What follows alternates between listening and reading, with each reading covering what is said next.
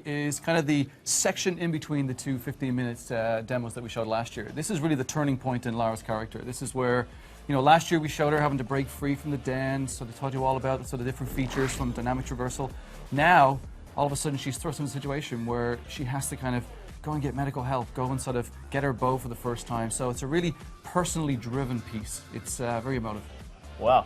Now, one of the things I think a lot of people have been wondering about in this game is, you know, what is the balance between, you know, puzzling and action, and, you know, you showed an amazing sequence this morning with, you know, parachuting and lots going on. But this is, you know, a survival story. So when Lara first arrives on the island from the shipwreck, I mean, she's relatively weak, right? Yeah, it's a 21-year-old girl straight out of college. This is her first adventure. So she's never done this before. So our goal is to spend the first kind of, let's say, third of the game, maybe a little bit like in the quarter, where you're getting to know her. You're getting to understand how she's becoming the character that we want her to be, the true action-adventure hero. So especially in this piece where we sort of show you the emotion, we show you how she's starting to get a little bit stronger, she realizes there are survivors on the island, and she starts to get the equipment that's going to help us sort of bring us to that path where we saw today, the Microsoft keynote, we sort of showed a piece of, sort of a peppering of the future of where we're going to take Lara Croft. Yeah, that was exciting. It seemed like there were hints of some kind of civilization or something on the island at the end there. Yeah, there's a little bit of mystery roped in there. You know, there's other people on the islands, and they've been there a little bit wild. They call it home. We call it a little bit danger. But yeah, it's exciting. It was a nice tease. Now, as we go through this, I think a lot of people have been wondering, you know, this is really a reinvention of Lara Croft. And as we go through, you know, people have seen games like this. They're also sometimes very linear, and you're trying to be much more open, I think, with this game, right? In terms of giving the player a lot more sort of RPG-like abilities and progression, right? Yeah, the goal is, as you mentioned, going back to the pillars of Tomb Raider. It's been around for 15 years, and one of the things is all about exploration. And exploration in past Tomb Raider games still felt very linear. So one of our goals with this sort of future look is, let's build these hub systems. Let's give the player the opportunity to come into these larger spaces and really explore.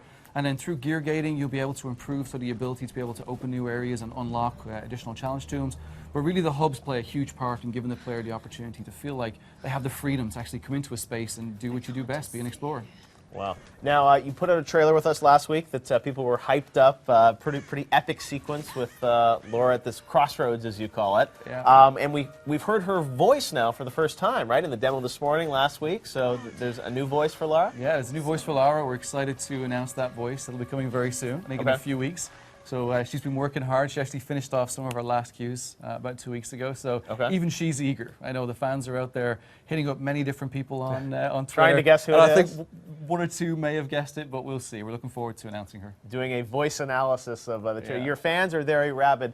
Now, let's talk a little bit about her sort of weaponry and the way she's working, because, you know, we saw obviously guns in the E3 demo earlier, but she's starting off with, it literally seems like a bow and arrow, right? Yeah, she actually starts off literally with nothing, and we start to give you sort of the tools and the abilities to help you understand the world. So if you remember last year, we gave you the understanding of fire, where there was burnable objects to be able to escape from that area.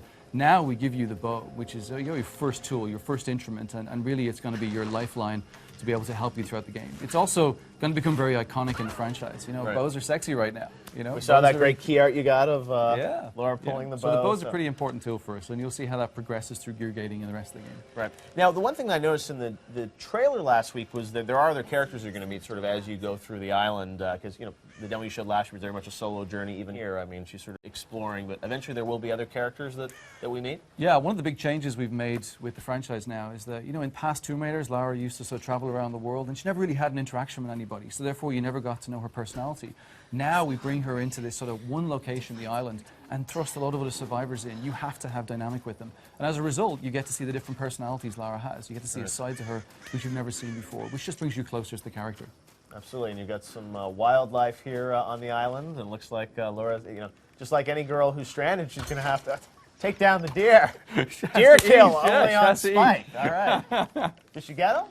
She does eventually, but this is her first time with a bow and arrow, so therefore it's a little bit uncomfortable for her. There you go, finally, deer kill, live on Spike. All right, Carl. Well, it looks amazing, brand new Tomb Raider, and you've announced the date. You announced it last week with us, March 5th of 2013. Yeah, we're very excited. Going to be on Xbox, PlayStation 3, and PC.